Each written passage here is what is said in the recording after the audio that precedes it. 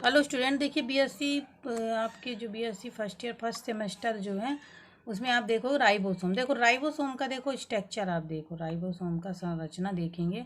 रक्त endoplasmic reticulum में ribosomes पाया जाता है। ये राइबोसोम का संरचना देखो। राइबोसोम जो होते हैं सभी जीवित कोशिकाओं में पाए जाते हैं। ये इसे प्रदावी जालिका से जुड़ा रहता है। इसे ईआरबी एंडोप्लाज्मिक रेटिकुलम भी कहा जाता है। माइटोकांड्रिया हरित लवक एवं केंद्रक में भी पाए जाते हैं। ये प्रोटीन संश्लेषण नामक प्रक्रिया में अमीनो एसिड प्रोटीन को बनाते हैं। आइए देखिए, आप देखो कि राइबोसोम, देखो राइबोसोम की संरचना है। ये देखो राइबोसोम का स्ट्रक्चर आप देख रहे होंगे। ये देखिए राइबोसोम का ये स्ट्रक्चर है। देखो स्ट्रक्चर के अकॉर्डिंग आप देखोगे कि राइबोसोम जो होता है, ये राइबोसोम सर्वप्रथम पैलेडे ने खोज की थी। राइबोसोम की किसने? पैलेडे ने 1955 में पैलेडे ने खोज की थी। डमरू की आकृति के लगभग गोलाकार होते हैं, ठीक है। और जो मतलब ये राइबोसोम देखो, राइबोसोम में ये देखिए, ये मैं कर्सर से बता रही हूँ, देखो डमरू की आकृति के होते हैं या फिर लगभग गोलाकार होते हैं। 140 से 160 व्यास होता है इनका, 140 से 160 तक इनका व्यास होता है। इनमें प्रोटीन की उपस्थिति के कारण राइबोन्यूक्लिक प्रोटीन कण भी कहा जाता है। प्रोटीन के कारण राइबोन्यूक्लिक प्रोटीन भी कहा जाता है। आरएनए प्रोटीन की उपस्थिति के कारण इन्हें राइबोन्यूक्लिक प्रोटीन कहेंगे, ठीक है। साथ ही राइबोसोम सभी जीवित कोशिकाओं में पाए जाते हैं। इसे अंतर प्रदावी जालिका से जुड़े रहते हैं और ये माइटोकांड्रिया हरित लवक और केंद्रक में भी पाए जाते हैं।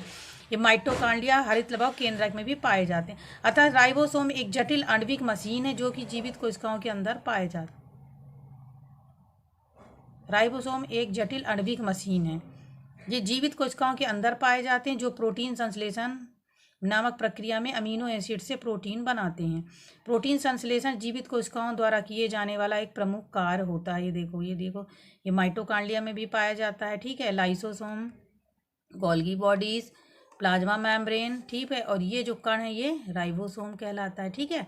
अब देख रहे हो न्यूक्लियस है, ठीक है। राइबोसोम विशेषता यह है क्योंकि ये दोनों प्रोकैरियोटिक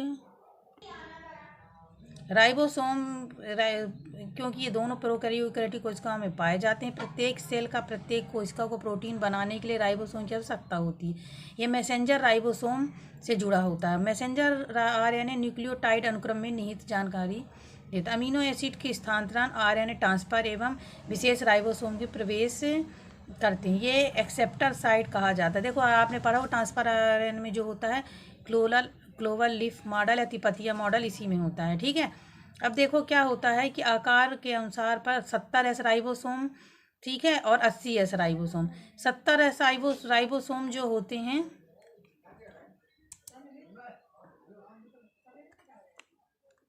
तो देखो राइबोसोम 70 राइबोसोम में छोटे तथा संवादन गुणांक 70 होता है।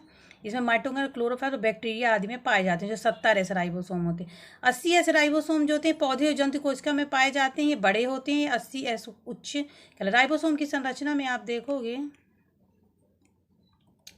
ये देखो राइबोसोम की संरचना जो होती है इसमें ट्रांसफर आरएनए, राइबोसोम लार्ज सब यूनिट, ये देखिए एक लंबी सब यूनिट है जो अमीनो एसिड की ये बनी हुई है। फिर ग्रोइंग द पेप्टाइड चैन, ये पेप्टाइड चैन कहलाती है पूरी। ये मैसेंजर आरएनए की संरचना है। देखो राइबोसोम का चित्र आपको इस तरह देखो, बड़े में अच्छा समझ में आया क्योंकि बुक में छोटा दिया रहता है। राइबोसोम स्मॉल सब यूनिट, देखो ये वाली भाग जो स्मॉल सब यूनिट कहलाता है, ये वाला भाग है जो लार्ज सब यूनिट कहलाता है इसका, ठीक है। और ये इसमें जो एक ऐसे कण कण जैसी संरचना है, ये क्या कहलाते हैं? अमीनो एसिड हैं ग्रोइंग द पेप्टाइड चैन, ठीक है। तो ये किसकी एक स्ट्रक्चर बताया मैंने? राइबोसोम का संरचना बताई। अभी देखो कोशिका संरचना का प्रत्येक राइबोसोम लगभग 2 गोलाकार सब यूनिट का बना होता है। इनमें एक छोटी एवं एक बड़ी है। आपको देखो चित्र से समझ में आ रहा ना, एक छोटी सब यूनिट और एक बड़ी सब यूनिट। तो ये 2 प्रकार के भागों से मिलकर बना हुआ होता है, ठीक है। दोनों एक दूसरे से जुड़ करके पूर्ण राइबोसोम का निर्माण करती हैं, जिसमें 70 राइबोसोम की सब यूनिट जो होती है, जो 70 राइबोसोम होती है उसमें 50 तथा छोटी सब यूनिट 30 होती है। और 80 राइबोसोम जो बड़ी सब यूनिट होता है जो पौधे और जंतु में पाया जाता है, इसमें 60 और 40 होती है। जैसा कि हम जानते हैं कि एक राइबोसोम आरएनए और प्रोटीन के परिसरों में से बना होता है, इसलिए यह राइबोन्यूक्लिक प्रोटीन है। ये 2 भाग से बना होता है जिन्हें सब यूनिट कहते हैं, ठीक है। अब सब यूनिट जो कहते हैं तो छोटी सब यूनिट को मैसेंजर आरएनए से जुड़ा होता है। ये देखो छोटी सब यूनिट मैसेंजर आरएनए से जुड़ी होती है। जिसे डिकोड कहते हैं, जबकि बड़ी सब यूनिट अमीनो एसिड से जुड़ी हुई होती है, जिसे उप इकाइयाँ प्रोटीन और राइबोन्यूक्लिक अम्ल के घटक होते हैं। दो सब यूनिट एक दूसरे से परस्पर क्रिया करके सब यूनिट और जो राइबोसोमल आरएनए और दूसरा सब यूनिट प्रोटीन से जुड़ा रहता है। ठीक है, ये हो गया। इसके बाद आप देखोगे कि न्यूक्लियस, ये कौन सा भाग है? न्यूक्लियस का भाग है। यहाँ से मैसेंजर आरएनए है, ये इसकी सब यूनिट कहलाती है जो साइटोप्लाज्मिक है। ये फ्री ट्रांसफर आरएनए कहलाता है ना, और ये एडेनिन एडेनिन चैन कहला गई, और ट्रांसफर आरएनए और अमीनो एसिड से मिलकर ये पूरा देखो बनी हुई स्ट्रक्चर।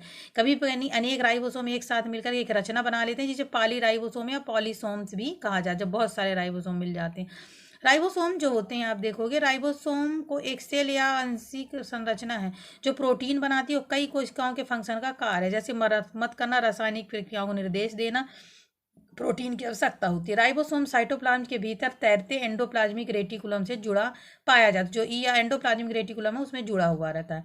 मुख्य कार्य अमीनो अम्ल द्वारा प्रोटीन का संश्लेषण करना। ठीक है, पादप एवं जंतु कोशिकाओं में जो क्लासिफिकेशन राइबोसोम कहाँ पाए जाते हैं, देखिए बॉन्ड राइबोसोम है, कंफ्यूज्ड ट्रांसफर आरएनए प्रोटीन है, फ्री राइबोसोम। ये देखो ये राइबोसोम, बॉन्ड राइबोसोम देखो एंडोप्लाज्मिक रेटिकुलम ऊपर वाले भाग में इधर पाया जा रहा है ना।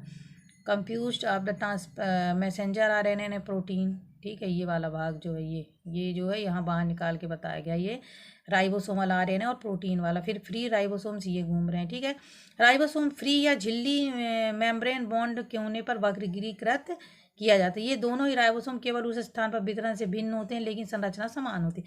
फ्री राइबोसोम यानी साइटोसोल में ये राइबोसोम कभी स्थानांतरित हो जा सकते हैं, लेकिन ये कोशिका के नाभिक इन्हें बाहर रखा जाता है। फ्री राइबोसोम प्रोटीन को बनाकर साइटोसोल को छोड़ देते हैं और कोशिका के भीतर प्रयोग किए जाते हैं। फिर मेम्ब्रेन बॉन्ड राइबोसोम, झिल्ली बंद राइबोसोम, जो मैंने चित्र में बताया, झिल्ली बंद राइबोसोम जो होता है, ये राइबोसोम ऑर्गेनल्स में प्रोटीन संश्लेषण करने के लिए शुरू होता है और प्रोटीन बनाने वाली राइबोसोम झिल्ली के बद्ध होता है।